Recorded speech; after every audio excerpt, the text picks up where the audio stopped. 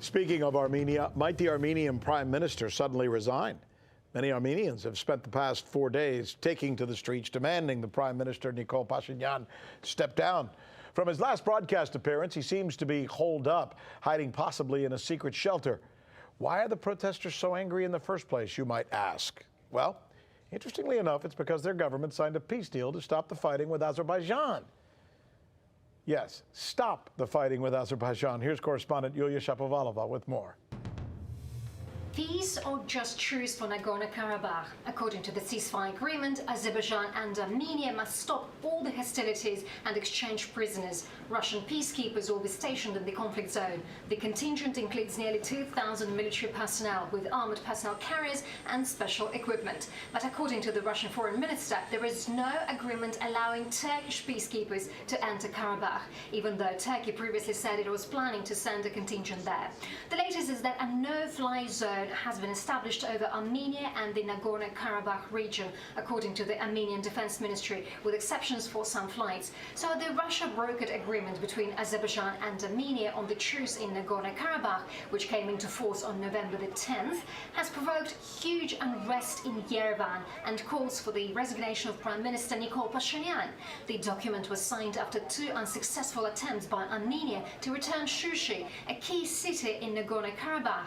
According to the Armenian authorities, it was a way to avoid a collapse at the front and save 25,000 Armenian soldiers who could have died in the encirclement. The Prime Minister said he put the lives of soldiers above his own political career. He stressed that the decision was an extremely hard one for him, but the one that allowed the country to save other territories that otherwise Karabakh would have lost.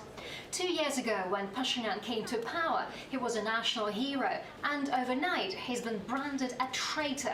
Late last night, angry citizens broke into the parliament building. Several dozen people caught and beat up Pashinyan's longtime friend, the Speaker of the Armenian Parliament. Plus, the opposition was also preparing a rally against Russia's involvement.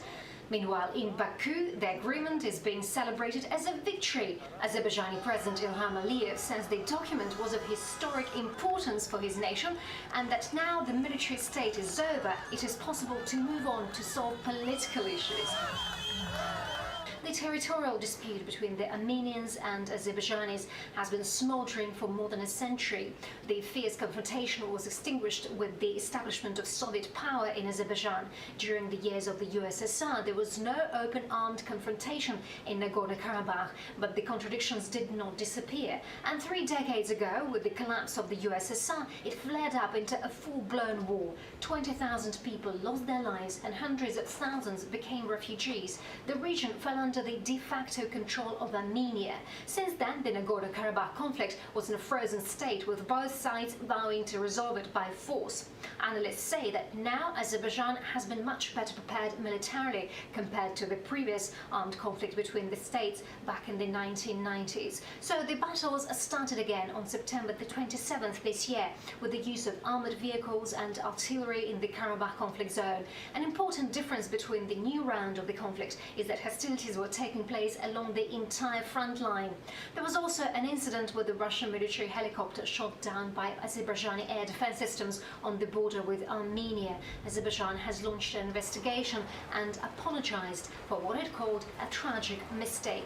Yulia Shapovalova with the news of Rick Sanchez. Now to discuss the predicament that the Armenian Prime Minister is in, we're joined by former UK Member of Parliament, George Galloway. George, I remember yesterday you said if you were this prime minister, and you said it tongue-in-cheek perhaps, I wouldn't return to my job. It's just not going to be work. It's not going to work. It's not going to be feasible. Do you think he's holding out or to not return? What's your take on this?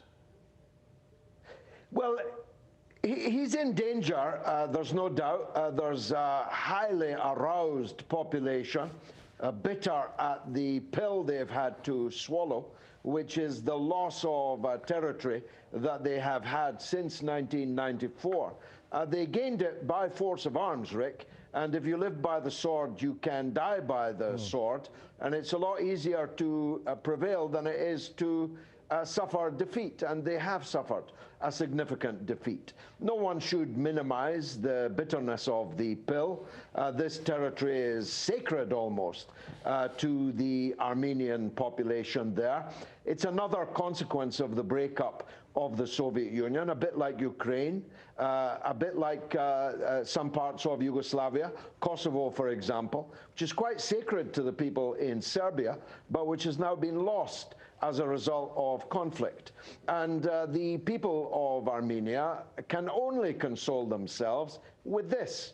If the Prime Minister had not signed the deal, if Russia had not brokered the deal, then there's no telling what the consequences would have been.